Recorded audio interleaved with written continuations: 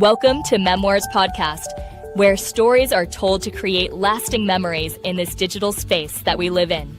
It's time to be creative and explore the opportunities you have to enhance the quality of your storytelling and to give you time back to enjoy with family and friends. Full of things that I did not do or didn't get to, and so I'm gonna really push myself to try to knock off some of those things, so I don't go into 2026 looking back like, damn man, I didn't get my shit. But I hope you guys have been a little bit more productive as far as hitting your 2025 checklist than I have, and if you haven't, you got 3 months to do so, man. We got 3 more months left in this year. Luckily, I don't have to do this call alone. I'm joined by some of my smart, amazing, brilliant, funny, beautiful, handsome friends that are up here on this stage, and a few more of them I'm sure will join as the call progresses. So I'm not gonna worry about that, Gary. Just keep a lookout for everybody who tapping in with us. Great. Before we get started, though, everybody join the campfire. If you have not joined the campfire already, I know we said it all the time, and a lot of you guys are regulars, but I like to bring it up just for continuity's sake. But also share the room. I'm about to hit that arrow at the bottom right-hand side of your screen and share the room and let people know that we're about to blast off. So we are doing that right now. Isaac, any updates on Fanbase we need to know about before we get rolling? Investathon 2025 is Wednesday at 8 p.m. on a bunch of YouTube networks, but mainly Roland Martin, Real Life Productions, Beehive TV, Not All Hood YouTube channel. We got some amazing speakers. We got Don Lemon. We got Jamal Bryant. Tamisha Harris is joining us. I got A.B. Tucker Burns. A.B. Burns Tucker. I'm sorry. And some others. I'm not saying them until they're gonna be all surprised. We're releasing them the next 2 days, 3 days of everybody that's joining. So, but I want everybody to tap in and watch live 8 p.m. Wednesday. It is an event to raise awareness about fan base and closing this round, especially in the time that we're in right now, where these apps are really changing really drastically before our eyes. It's really interesting to some stuff that happened this weekend that made me think about the direction that I want fan base to be, or what type of platform I want us to be in the future. So everybody tap in and tune in. Tell your friends to invest. It is a goal to close our $17 million round. So yeah, tap in. Dig it. I actually want to. Actually, we might say before another call. Or I might let you rock on Wednesday, then I'll come back and ask questions, because I think some of the questions I got about the direction and whatnot, you're probably gonna answer on Wednesday. So we'll leave it there. So yeah, we'll leave it there.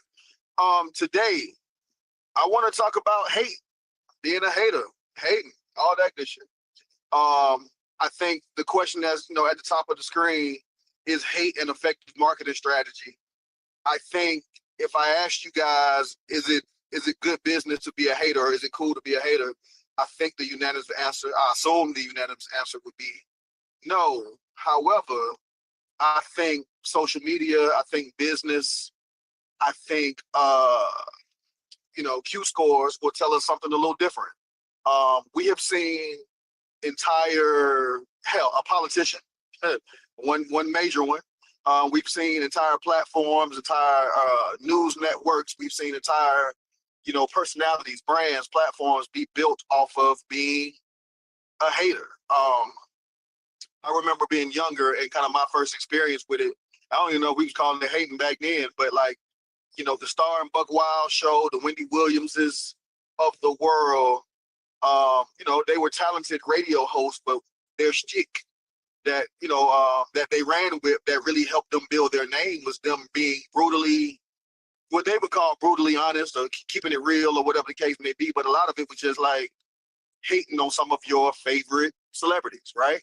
Telling their dirt, being the contrarian in the room and saying, I know y'all like Jay-Z or whoever, but he whack, or he's this, or he's that. And we've seen people kind of build their entire platforms off of, dissing whoever. Well, right now it's like dissing the liberals or Democrats.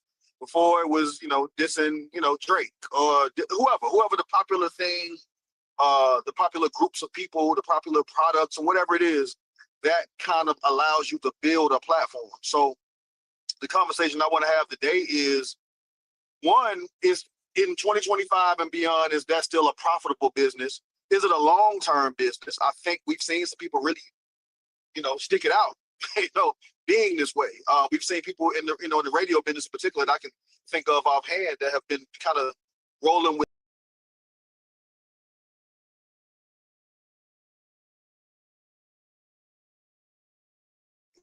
the with having that platform, having that audience, having people who can talk back while you're actively in the middle of the hate. I don't know if that keeps it going. I don't know if that fuels it even more. I don't know if that stops it. So I'm curious to ask y'all, like, is being a hater, is using hate as a marketing strategy, is it effective? Will it make sense? Can it sustain? And is it something that even the best of us might want to implement, as we move forward? So I'll throw it to the stage. I started to name this room "Fuck Fan Base," right? Or "Fuck Isaac." I started to name it that just to see if people would be like, "Oh shit, I got to get in that room." Nick mad at Isaac. Nick, I started to see, just to almost test the theory, that if I had kind of put some wild shit in the title, it would work. would this room fill up? It would. There'd be double the amount of people in this room right now. At least for a So second. I really, really, really gave it some thought, but I mean, I was just like, nah, man, let's just have a straight up conversation. But I'll throw it to the stage, man. I'll let y'all, I'm gonna shut up for a second, but I would love to hear y'all thoughts. And of course, at the 10:30 mark, at the midpoint, we'll start bringing people up from the audience to jump in. So, I mean, stage, Isaac, I'd love to hear what you think. Hating has been and always will be the best form of marketing. It's one of the most effective forms of marketing, because I always say that we are binary people. We are contrarian people. So no matter what, one person thinks, someone's going to think the opposite, and they're going to vehemently oppose that position. And that works very, very well, because that's just how we are. So yeah, it always has been conflict. Again, those 4 pillars of engagement that I always talk about: attention, information, entertainment, and conflict. Those are tools that are used all the time. I use them myself. I post things all the time that I know that people are going to hate on. And it gets really, really great engagement online. I say things that I know people are going to hate on. I'm not trolling. I'm just speaking a fact, but someone's always going to disagree. So yeah, even with AI, this is what one of the things I'm going to talk about. There's going to be as many people that are liking AI, there's going to be the anti-AI movement. I can already see it, right? Just by some of the stuff that I've seen this weekend and this week, it's going to be an anti-AI movement, especially in the place of social media and all that kind of stuff. So, being a divisive individual is absolutely an effective form of marketing. So yeah, it makes tons of money and gets tons of attention. And just to piggyback off of that, for a fact that it works. If in the back of your mind, as soon as I state a fact, I can guarantee that there's going to be a counterpoint. Like you can base everything. Oh, I'm gonna make a bold statement here. The statement is all true, but I'm gonna really lean into the statement, knowing that it's gonna get pushback, just because you understand that being a contrarian is a part of the culture. And being a hater, saying that you don't like something, like, oh, this soup is cold or whatever, like, I'm saying, oh, I didn't like that place, the DJ wasn't that nice. It's supposed to be used as a tool of elevation or something. You know Hmm. what I'm saying? So that is oh, I'm the one person that didn't like that album, I'm better than all of y'all this year. You know what I'm saying? Like, there's something I know that y'all don't know. So there's that part of, with regards to being a contrarian. It helps you stand alone. And even in standing alone and isolating yourself, people are looking at you. It's like, I want to be like that person who's standing alone. I'm gonna go stand over there alone with them, type shit. So You're not wrong. I think that, like you said, you brought up albums, right? I love to see the discourse when somebody's like, Jay-Z is whack. Inevitably, that's gonna, elicit a reaction from a large, portion of hip hop fans.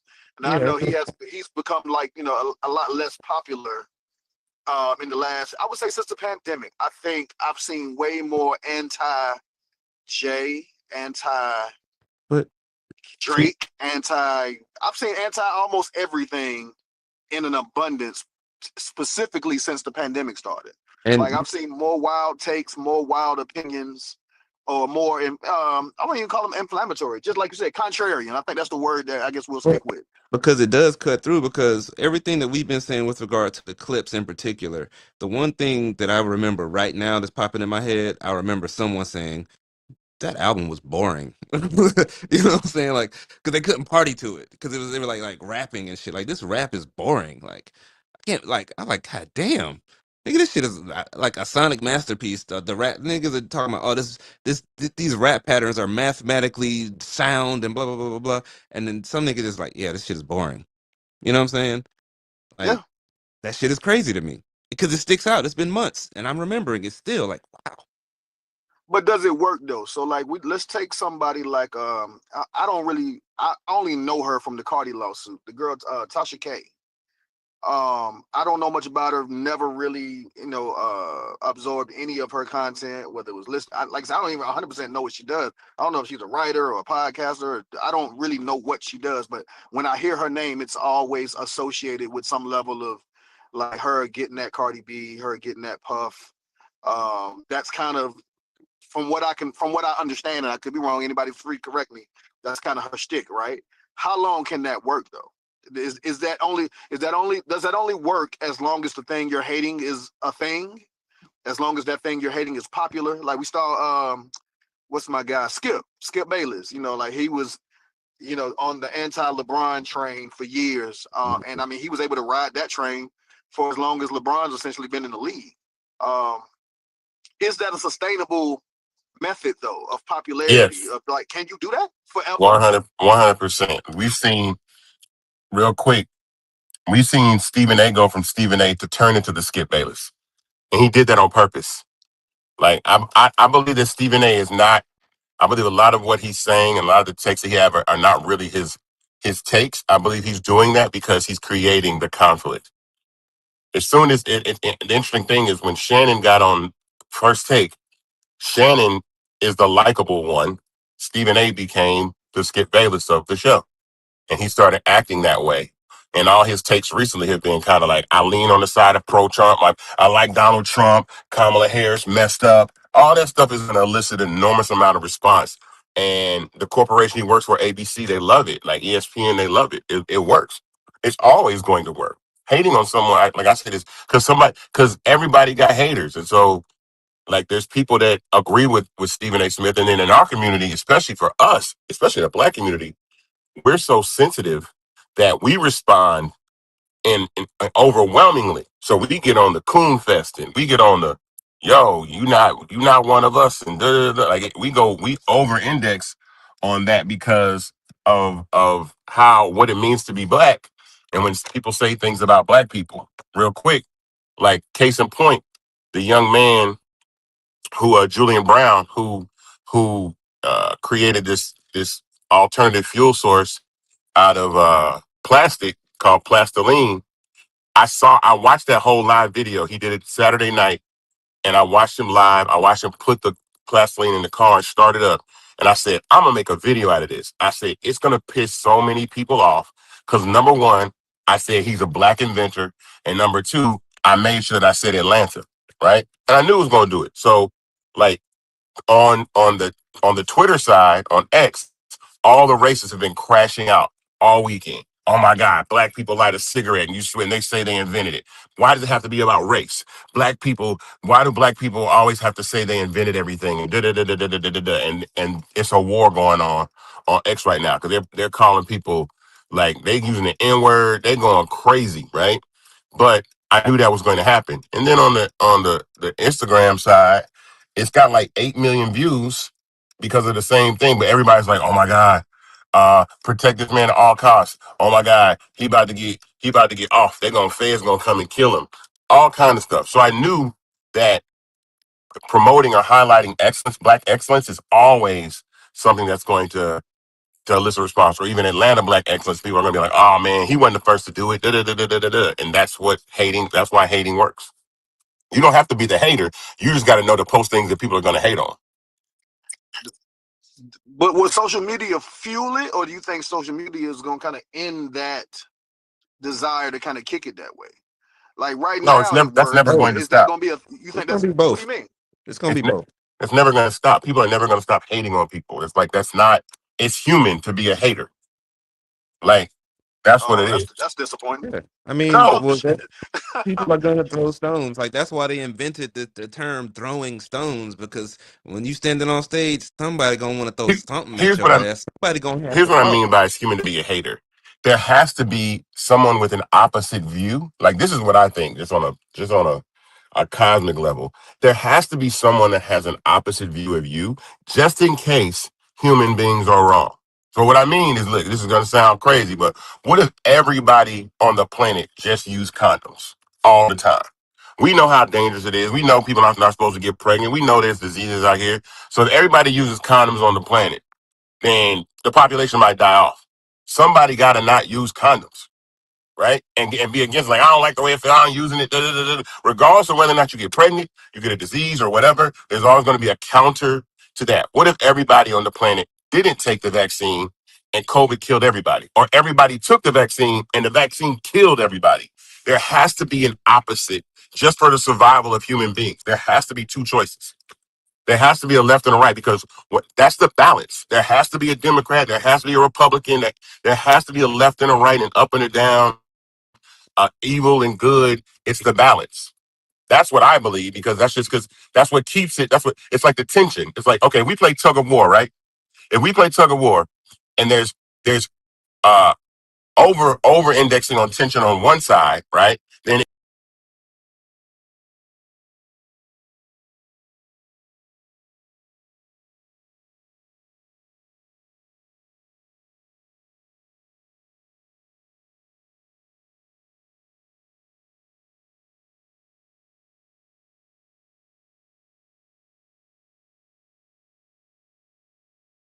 you tell you the truth.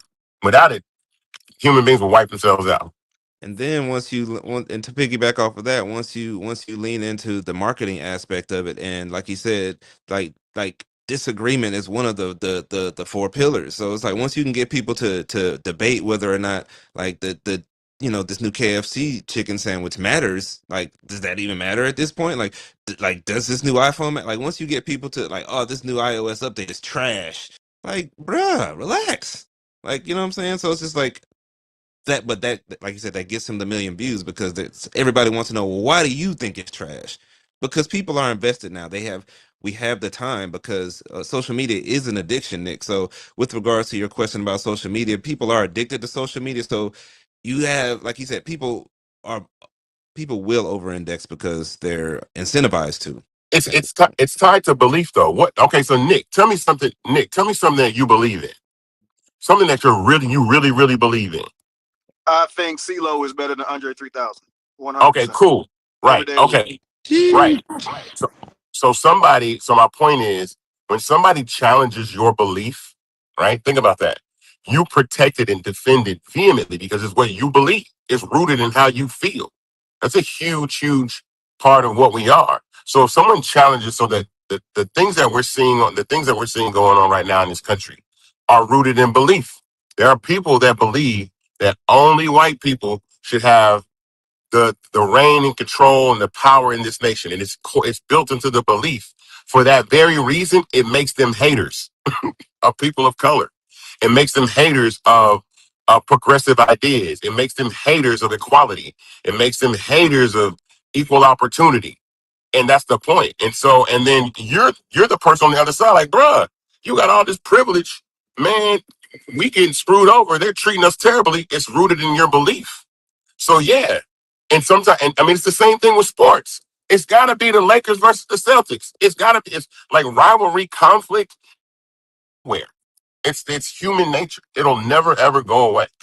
And So it's why like I don't said, people market it. That's why like I said, that's why I don't watch sports. I watch sports for entertainment purposes only. After the Falcons lost the Super Bowl, deadass, I'm not gonna lie. I quit watching sports for the for the competitive nature of it because I realized sports is just an entertainment business that pits large groups of people against one another for profit, and they do it over every year. They do it again every year. This year, the Hawks are going to make such and such millions of dollars in revenue, and they're not gonna win a title. And then next year they're gonna do the same thing, and they're gonna make a whole bunch of money, and the Hawks are not gonna win a title, and that's how it's gonna be. And we all fall for it every year. So I watch it for the talent value of the people that play the game. I love all the players. I watch a football game and have no feeling of who wins and who loses, no matter what side it is. So I'm just entertained by the sport itself. But I have no invested interest in that because I have no belief in it anymore. And I'm free from that. So I can enjoy sports in a way that most people probably don't. Look at you. You sound like me kicking that Falcons narcotic. I'm with you, man. That's right. Get off them drugs. I want to ask this before we hit the 10:30 mark. When it comes to this, because this is a marketing call, and we always talk about effective marketing. We've talked about preachers. We've talked about Trump. We've talked about so many subjects on this call. But if hate is actually an effective strategy, why don't we all just use it? Why is, I'm looking in the chat. We do right? use it. And hold on. There's people in the chat that's like, man, you got to have morals. You can't just be hating for the sake of hating, da da da da. And I mean, yeah, but if we on a marketing call and we're looking for effective ways to be marketers or be better at marketing, and y'all are saying that being a hater or hating on shit is an effective strategy, why doesn't Trey Songz come out and say, man, fuck Chris Brown and he whack? If it's an effective strategy, if it's gonna stick, if it's gonna work, why doesn't McDonald's come out and not just be, or Burger King come out and not just be like, hey, we're gonna make an alternative to McDonald's? Why don't they come out and just shit on McDonald's every chance they get? You don't have to do it every because Trey time. You don't Trey have to do Songz it every fans, time. I was gonna say Trey Songz fans and McDonald's lovers will do it for you. You don't need them to. Exactly. They'll do it for you. They don't have to because they believe in Trey Songz. They believe in Trey Songz more than Chris Brown. They're gonna do it for you. You Yeah, ain't gotta do Great, it. this is great answer, actually. takedown culture. Like takedown culture is a thing. Like that's what sports is known for. Like that's what they've enacted in politics now. Takedown culture. You don't like them, take that motherfucker down. Take him out then. Like But I also want to point out something. This whole versus energy and how things are marketed is way deeper in history than most people realize. I mean, this goes all the way back to when royal families would have splits between sons, or I don't know how many people know this, but Adidas, or Adidas as we call it, and Puma, that shoe company was actually two brothers, and they split and formed two companies because they were beefing. So the whole concept of doing this versus mine is better than theirs honestly came out of pride and out of survival. You wanted to knock out the other person. So you had to find their weak points to market your product if your product was newer, or if you guys had been working together and people knew you worked together and they had to make a choice. sheesh, I did not know that. Thank you for I that. didn't But know then that. Yeah. there was also Cain and Abel though. So this shit been going on and on and on. But yeah, I did not know that about Adidas and Puma. We're sophisticated. We say Adidas. Do we? All right. I do I'm with today. y'all. Today. Okay, I'm with it. So look, it's 10:29. We're pretty much at the midpoint. I've seen a couple of hands that have been raised for a while. I also saw my Get boy you DJ Big X in here somewhere. I don't know. I can't find him in the audience, but he just commented in the chat. Anybody, if you want to add to the conversation, ask a question, contribute to something, contribute to the convo. What we're saying, get your hands raised. Gary gonna start bringing people up from the audience to add to the convo, man. Yeah. So Gary, you got it. It's also like a monetization of cannibalizing people or each other. So like it's almost like when something happens, it's a million think pieces and reaction videos, and it's all monetizing the demise of something. So yeah, it's money and negativity. I say that to say that basically. I'll land in. For sure. Welcome to the stage, Boondook. Tell us, where you at today, man? Where you calling from, and what would you like to add to the conversation?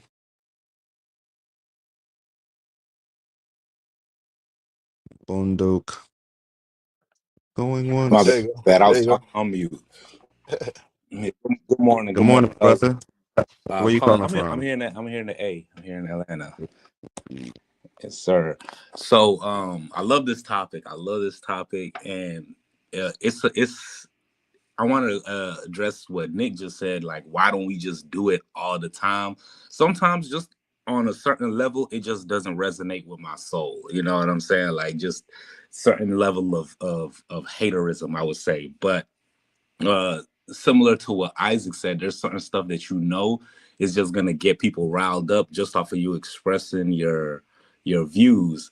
So, like for example, I grew up here in America, and every time somebody asked me where I'm from, I'd be like, oh, Jacksonville, Florida. Then they'd be like, nah, where you from? And I'll be like, from Jacksonville, like, and then, but I know what they're trying to do. They want to know where my family originates from, which is South Sudan and East Africa. So what I did was I made a post on TikTok, and it was just probably like, I talked for like 10 seconds. I said, man, I used the keyword hate. I was like, I hate when Americans ask me where I'm from. They'd be like, where you from? I'd be like, I'm from Florida. They'd be like, no, where you from? I said, Jacksonville, Florida. No, they'd be like, where you from?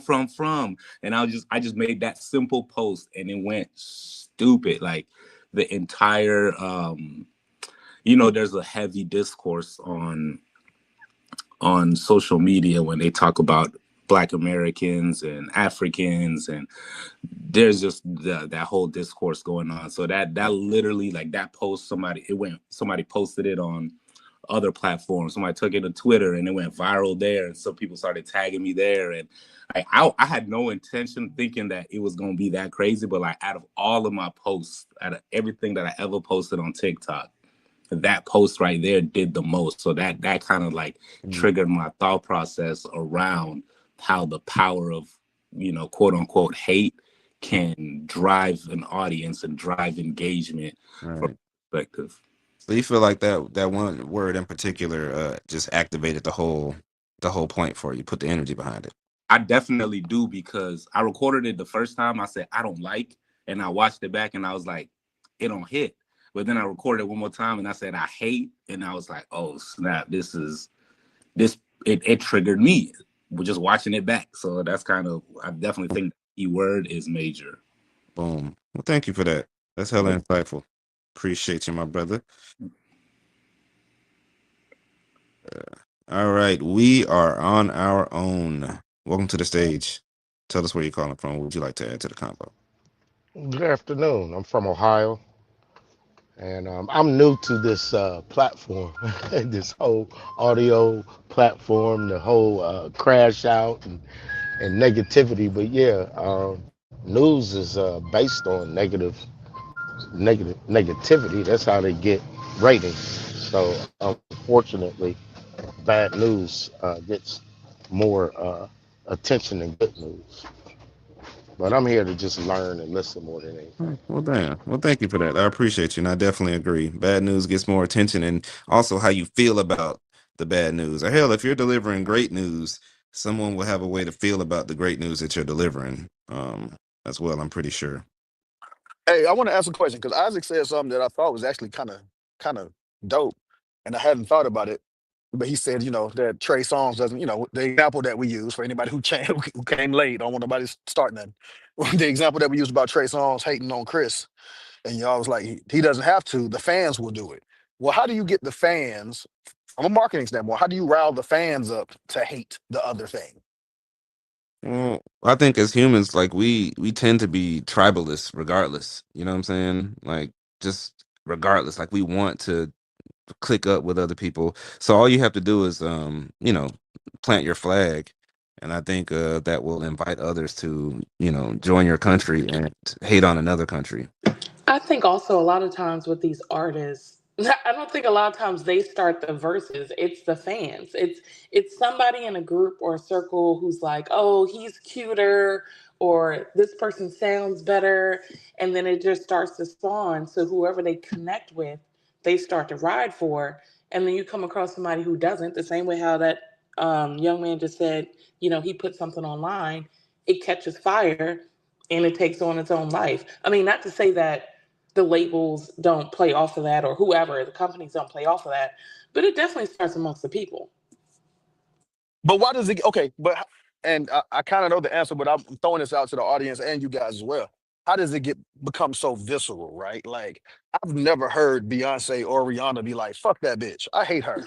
Because but their people are fans, territorial. People are territorial, and they want to feel like it's something they have. So if I love Beyonce and you don't love Beyonce, why don't you love Beyonce? This whole concept that everybody has to like the same thing, Do y'all honestly, to me is ridiculous. But they become territorial. You know, that's our artist. Why do you don't like her? And then you could say the slightest thing, and it's like, oh no, we're not with it, and they just run with it.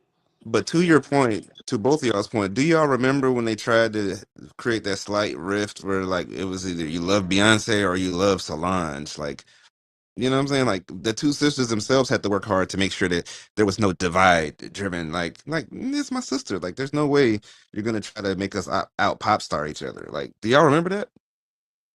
I Yeah, remember that that was a briefly. crazy run. That was, but it's always been that. I find that but there's something there, right? Like I said, we do it with, and maybe it's just because they're bigger. I could be wrong about this, but I haven't. I mean, who's somebody who's like popular right now, but isn't like a mega star? Wait. You said go back to what you said first, Nick. You said Rihanna and Beyonce. I just use them as an example, right? Like I'm saying, I've never Well, I'm heard gonna tell you a either big of reason. them kind of antagonize each other, but the fans of those people Well, do, you know, a big or have reason. done that. You know what I'm saying? Like, does Leon Thomas have a hive? Is there a hive for like mid-tier artists that elicit that kind of reaction Yes, in but their fan base? to answer the Beyonce Rihanna question, Jay-Z is what kept that war from ever popping off. He's married to Beyonce and he signed Rihanna. He's always been the one. Like Rock Nation has always been a big part of her career, and then Beyonce's his wife, and so he's always been able to keep that civil war from popping off. That's a big reason why. Okay. Um, and it's profitable. They made more money being out because they you notice that they may never really over acknowledge each other. You know what I mean? Right. But there's respect, and it doesn't have to be that. But So how, it's not like a love fest. It's not like, oh my God, it's not like how Adele loves Beyonce and all that. It's never that. It's I right. respect you, you respect me. I'm doing what I do, you do what you do. We both pop and we good. It's love there. It's like almost like two superpowers just having it's a we got our weapons of war, but we decide not to use them. But there It's a has to be treaty. a tool, a strategy, or something, right? Like I'm just thinking from an effective marketing standpoint, right? How do you get people so invested in you or your thing or your product or whatever to the point that not only are they just like, hey, just happy to support, that they're like down with that other shit? How Isaac, as a app creator, right?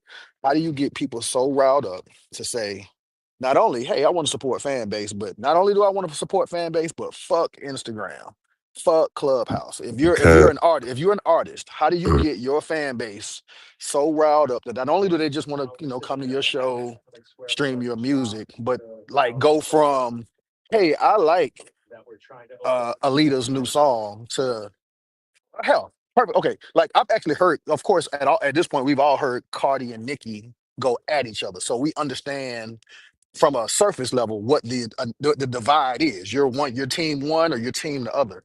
The reason I brought up the Beyonce and Rihanna thing is that neither one of those two have been so explicit in their, and antagonism of the other. But the fans, like you guys said, the fans did it. The fans chimed in and said, "This is what it is." How do we create that? How do we create that for our restaurant, for our brand, for our thing that we invented, our app, to get people so fired up for us that they're just like, fuck everything else that's not this. it's the emotional investment that comes with joining a social media platform. So the people that are invested in TikTok love TikTok and they hate Instagram. The people that are invested in Instagram love Instagram and hate TikTok. The people that are invested in Facebook, and there's plenty of people still invested in Facebook. I don't even know if you noticed this, Nick. I have two friend groups. I have the friend group of mine that are about my age and a little bit older that didn't go to Instagram and they just stay on Facebook because that's where they're at and they love it and they hate Instagram. And so you're gonna love where you feel love, and you're gonna hate where you don't feel love. So if you don't get no views on TikTok, you're gonna hate TikTok. If you get plenty of views on TikTok, you're gonna love TikTok. It's a relationship. That's the thing about it. It's just the relationship that people have, and we get super like invested in that. There are people that are invested in fan base. Number one, because they're actually investors and they own it. They take pride in ownership. So ownership brings pride. All those things. That's a big part about all this. So it's just the value that you get from the things that you love, and you'll defend those things because again, it's based in belief. There it is. We got anybody else on stage, Gary? Yes, sir. Nino, welcome to the stage. Tell us where you're calling from. What would you like to add to the conversation this morning? Yo, what's good? I'm from Nashville, Tennessee. And Yeah, Nashville. yeah, no doubt. I was gonna say to the question asked, and this is just my personal opinion, in the research I've done. It's called emotional marketing. It was once said to me that you could lead a black person anywhere as you can make them feel. You can lead them to a cash register, to a cemetery, or a prison. Also, when you think about Instagram provides instant gratification. I eat somewhere, I take a picture, people like it. I put on an outfit, take a picture, people show me love for it. So if you recreate that in the same way, I know earlier my show on here was referenced the Great American Crash Out. Well, what I did with that was is people that were saying a lot of things about me, and they were saying it in a way that many would view as smear campaign on my name and on my brand. So instead of me threatening their lives or going crazy, I just use psychology. I use the mirror effect. I let them hear themselves say what they were saying about me. And guess what? It garnered a great deal of attention. And it's because emotionally people can identify with it because they know that one day this could be them. So it's all about emotional marketing. I think if we can bottle that, just like Donald Trump is currently doing with having dinner with all the people who run the media right now, I think he understands, and I think anybody should start getting an understanding that we're led by emotion, and that what forces us to purchase. That's why the kiosks is where they are. That's why the grocery stores are set up in the manner that they set up. So yeah, that's my take. Blessings, bro. Thank you for that. That was very insightful. I appreciate that. Uh Definitely drop the book, man. Sounds like you're writing a book. Drop that shit. Appreciate you. Powerful. Welcome to the stage. Tell us where you're calling from and what would you like to add to the conversation this morning?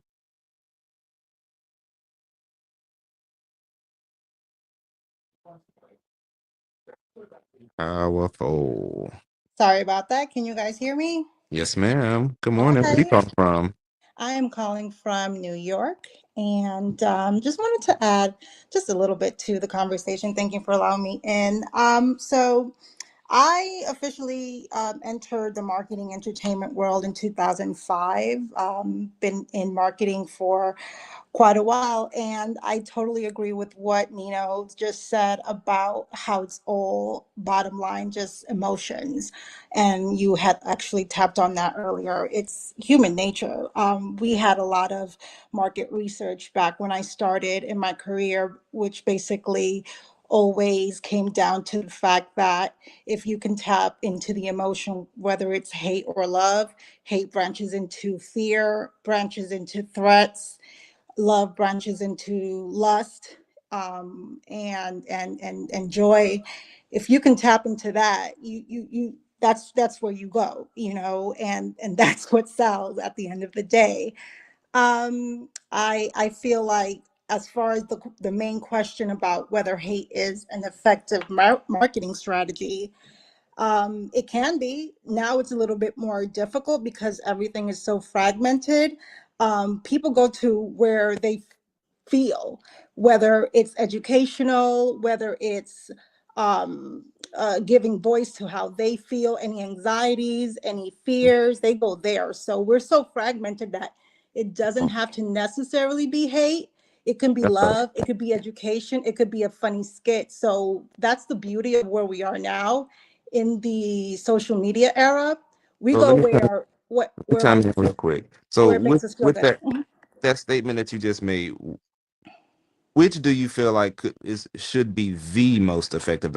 Like hate obviously is an effective marketing tool, but why do you think it is the most, or what do you think should be the most effective? Well, I do agree. It When we did antidotes back in the day, hate always by about 3 times as much always was more effective. We tried different videos, we tried different marketing approaches. People will share something fuzzy and nice and lovable, but if it stirred up any controversy, oh, it went around the world 3 times more, right? So people just gravitate towards the thing that makes them talk, the things that makes them gossip, the things that make them even feel fearful or anxiety versus love.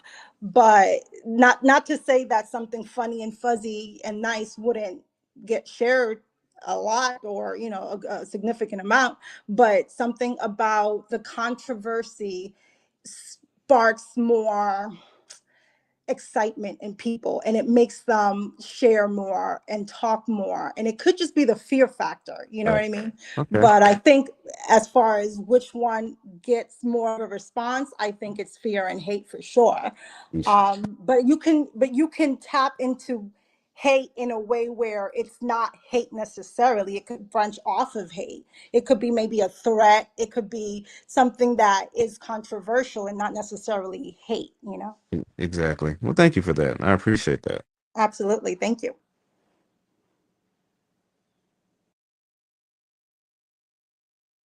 Well, that is an interesting point. So, because I wonder, Nick, so you've been marketing for quite a long time as well. Like, what would you say would be the runner up to hate or being um, anti?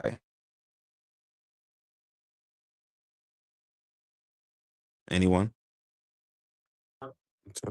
I mean, I think it's not necessarily hate. I mean, well, it is hate, but it's just the opposite.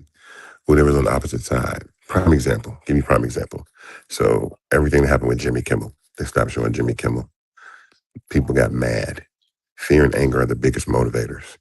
If you want something to like, nothing will change in most of the things that we're upset about until we get angry enough or scared enough to do something about it. That's ICE raids. That's disrespect online. That's our rights being rolled back. Like until people get mad enough or angry enough, um, those things won't change. So That let is why. That is why there's such a onslaught of people trying to buy all these media platforms because they're trying to curb the hate in one direction or another. If there is no video of George Floyd, then people don't get mad. Then there is no George Floyd movement. Then all these businesses don't capitulate to the Black Lives Matter movement and change all these things and start doing all this stuff. So that is why ownership of media is going to be very, very important because the messaging is what triggers the outcome. So if all these platforms make it seem like anybody that's on the left is the bad guy, then there's going to be hate there, and it's going to control that narrative. That's where we are. I want to be a hater there. I think I'm gonna start today and really just tap into my inner hate. Bye, Nick. By just no, I think I can there's do it. Twitter, Nick. No, listen. Okay, I'm gonna tell y'all something funny. I about a year ago, probably not even a year ago, I had an idea because sometimes I just be online looking at shit and I be like, man, I really want to say something really, really fucked up to a person. Not even because, not even to be a bad person. I just vehemently disagree, or I vehemently just really believe that some shit that they doing is whack. And I was like, I can't do that because it'll be my name sitting there on the profile saying saying something awful to somebody. But I really be thinking, I said, man, but they just gave me the idea of like doing just a hateful podcast of just, but not even like a hateful podcast. Here was the idea, right? Like it would be like a 2-minute podcast of like telling people like, why are you even at the gym? Like you're weak as fuck. Get Yeesh. out the fucking way. You in these people way. Get off these people machines. And that would be just 2 minutes of just me being a shitty person, and then that would be the end of the podcast. I think it actually serves as motivation to people because some people actually need that. So you You just know, run the like ball. I'm like, who told you you could do this today? Who told you? right. Like, why did you start this podcast? You are not interesting. Like you like, but this would be just like how people fall asleep to like positive affirmations. This would be like the opposite of that. Well, Like I wanted to start that like a Nick hate. It'd be a Nick Love account and a Nick hate account, and like it would oh, just that's be 2 minutes of like shitty. I don't know what the opposite of an affirmation is, but like the negative version of that, of just 2 minutes of you falling asleep to you're fat. uh, Get your ass up. Like why are you just being an awful person? I Hey think there's man, some merit in that shit, and I think I can really make the money off of it. yeah, for sure. I think you should. That would be amazing. But I do have a theory. I'm not gonna lie. I do believe that's why Joe Budden's numbers are the way they are because because he started off as a hater. So I think people, me, I'll speak for myself. I chime in to see where his hate meter is, and I find that as he's grown over the years, he's come to love a lot more shit. But he originally hooked me when he was just hating on shit. See, it's a pull to it. I don't know if it's because of the boldness of it. I don't think it's one of those things that we're just not kind of used to hearing. I think most of us are taught to be mannerable, polite, or at least at least silent Yeah. when we disagree with something. So when you hear somebody kind of Man. speak up, speak out about various things, I think there is a gravitational pull towards like Yeah. somebody needed to say it, maybe not me, you know what I'm saying, but someone needed to say the thing. And I agree with you. I think Joe Budden is a classic case. I'm actually a fan of Joe. I listen to the podcast on a regular basis. Every The day. funny thing is, the majority of it, I would say 90% of the show, he's not hating on literally anything. But the 10% is what gets clipped up, Right. sent out, and that's kind of the perception that he's grown. Yeah. Um, But he's but hated so hard. He's hated so hard in the yeah, beginning that, you know what I'm saying? Like I feel like that's been his brand. That was his brand to start, but now I just know he cares a lot. You know what I'm saying? yeah, He cares a lot. That's the growth that I see. He don't just hate it because it's whack. He was like, nah, I actually listen to it. I hate it because this, and this. But he will tell you why he hates some shit. And that's why I stream in every day. I think even, and I know this is Isaac's favorite topic, but even with the Drake Kendrick thing, like there was this pull toward, are you it was more like capitalism versus culture, right? Like, are you more pulled toward doing the thing that you got to do to make the most money, or are you about this hip hop culture thing? And it kind of divided people along where you stood. And so when Kendrick is like, yeah, I'm a hater, people were like, yeah, like they leaned into it because one, somebody actually spoke up and said it. But it was also somebody who had an equal, I wouldn't say equal because I still don't think it's equal, but someone who had a relatively, similar uh Yeah, some social. pull in the opposite, yeah, in the opposite direction, right? Yeah. Like he was kind of the anti-Drake in a lot of ways. Um, Whereas I think of someone else who was kind of more similar in artistic nature to him, it wouldn't have hit the same. It was somebody saying, like, do you like this real, Well, the quote unquote real over here, or you like that other thing over there? well, And the hate worked. But to I your don't think point. I don't think that's sustainable. That was really more so the conversation today. Like, is Well, kicking it that way sustainable? Can Kendrick just come out and diss everything that is quote unquote Drake like? to here's what I think Kendrick did with regards to owning his hatership. He pointed out a lot of the shit that we felt like Drake wasn't doing. Like, damn, nigga, your music hasn't grown in 15 years. Like, your last real good album was this album, and after that, you just been making party songs and playlist albums. Like, you know what I'm saying? You haven't grown as a person. Your music hasn't grown. Boom, boom, boom, boom, boom. He just started going down a list of shit. Like, nigga, you're immature. Like, nigga, I've grown. Like that's you know what I'm saying. So it made us stand on the side. The same line in the sand that Jay-Z drew, 15, 20 years ago. It's like, oh nigga, grown niggas do this. Grown niggas dress like this. Grown niggas don't put rims on their cars. Grown niggas, boom, boom, boom, boom, boom, boom, boom. He drew a line in the sand and it gave niggas opportunity. Like, oh shit, I'm grown. You know what I'm saying? And I feel like that's what Kendrick did when saying, I'm a hater. He was saying, I hate that.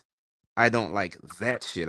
I hate how you represent and how you move, not just hate for the sake of hate. So I feel like with regards to sustainability, if Kendrick came out next year and said, now I hate this, people be like, well, let's look at this then. Let's check Really? that out. Okay. So you think? I mean, I know Isaac said earlier that this is sustainable. It's something that is natural. I think he said something to the effect of like, oh, humans are kind of haters, by nature. I guess does the hate run its course, right? Can Donald Trump, can Kendrick, can Nicki, can Cardi, whoever, if you pick a person or pick a Um, brand, can you eternally do the thing where every year you pick a new thing you don't like and try to galvanize the people in opposition? I will Is say that a this. reasonable marketing strategy for anybody, whether it's an artist, a brand, a person, a podcast, or whatever? Can you do that? Can you pull that trick over and over and over again? I will say yes because just based off the fact that people will have assumed will have established the fact that you have an opinion.